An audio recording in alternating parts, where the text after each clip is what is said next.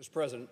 Recognize the senator from Kansas. Thank you, Mr. President. We're now 9 days into the government shutdown, and the disruption of the shutdown is being felt by many Americans, and particularly in what I want to talk about is the many Americans who are traveling or working in the aviation industry. Government shutdowns are detrimental to some of our most basic functions of government, and our already fragile air traffic control system is facing strain from this occurrence. We're reminded how fragile our air system is by the facts of what occurred on January the 29th, when a flight from Kansas to Washington, D.C. claimed 67 lives. Mr. President, I ask for order.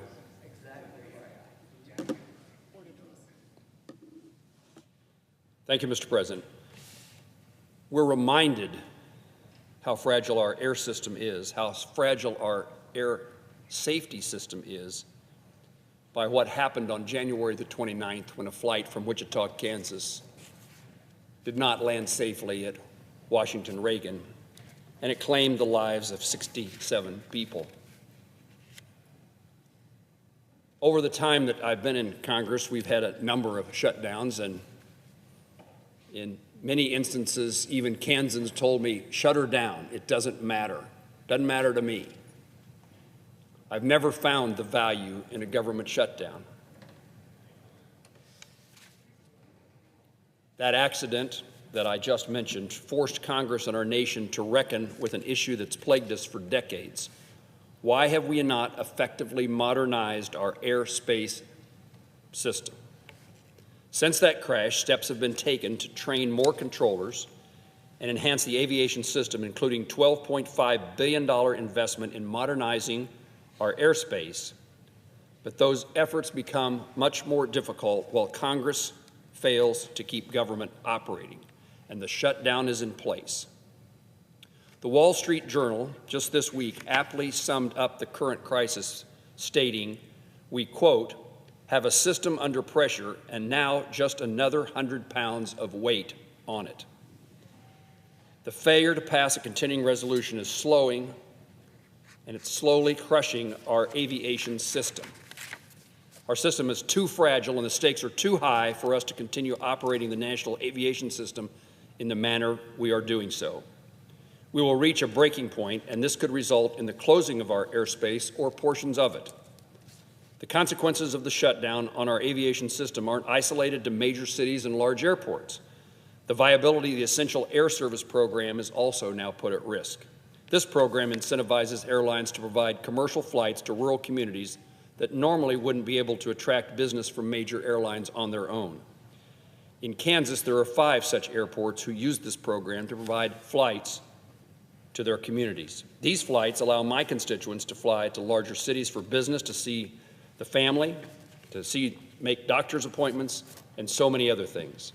Several of these airports have seen and continue to see record levels of passenger growth. All these factors are chipping away at the sustainability and safety of our nation's aviation system. In the previous Congress, I introduced the Aviation Funding Stability Act, which allows the FAA to draw from Airport and Airway Trust Fund to make certain that critical operations can continue when there's an appropriation lapse. In March of this year, I reintroduced this bill as we face this threat of a shutdown, and this legislation is still important. But the fact is, the only real solution here is to pass the continuing resolution. We set out earlier this year in a bipartisan manner to transform our aviation system and to make it safer for everyone, but that work is now significantly hindered without an open and functioning government. The Senate Appropriations Subcommittee, on which I'm a member, the Transportation, Housing, and Urban Development Subcommittee, has done its job. I join my colleagues in advancing the FY 2026 funding bill for the Department of Transportation, but including all the aviation matters at the FAA and otherwise. We did that in July. It included more than $22 billion for the FAA, the Federal Aviation Administration, with $5 billion for the FAA's facilities and equipment account, critically funding modernizing outdated equipment in our national airspace. This legislation also included funding to hire 2,500 air traffic controllers to close the gap in our workforce. Every day we remain in a shutdown, the air traffic controller shortage gets worse and the strain on the aviation system intensifies. Our system has a breaking point, and I hope that this dysfunction that we are undergoing, I hope it stops before we see dramatic and damaging consequences. Mr. President, my point is that the continuing resolution is standing in the way of the appropriations process. We have a majority leader who is willing to bring appropriation bills to the floor. They deserve the Senate consideration of those appropriation bills. The challenge we faced was getting them done by the end of the fiscal year, and therefore we put in place a continuing resolution till a date in later November. This is a straightforward continuing resolution to give us the time to complete the appropriations process, including the money for the Transportation Department and the safety components that are included therein. My second point is that a continuing resolution is necessary to avoid a shutdown. And that point is that the shutdown is damaging it to us in many ways, to our nation. It's broadly damaging to us because it allows those who are critics, those who are adversaries, to realize that we're not as capable of functioning as we should be. And even our allies wonder what's going on in the United States. The point I want to make, there are consequences to the position we are allowed ourselves to get in, and it affects the safety of Americans every day.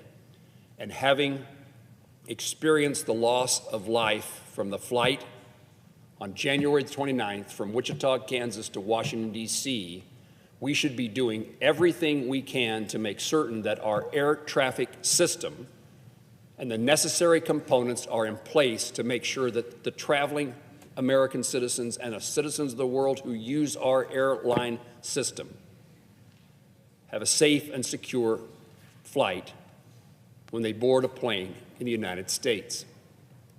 And the silliness of where we are today is impeding our ability to make that true. I don't know when a shutdown makes sense, but the consequences of this one, a short-term clean CR for a few more weeks to complete our appropriation works, a shutdown makes absolutely no sense for the benefit of America. I urge my Democratic colleagues to act now to pass this short-term continuing resolution so we can alleviate the pressures on our aviation system, return to doing our jobs and appropriating government funding, and provide much-needed certainty and stability for our nation. Mr. President, I yield the floor.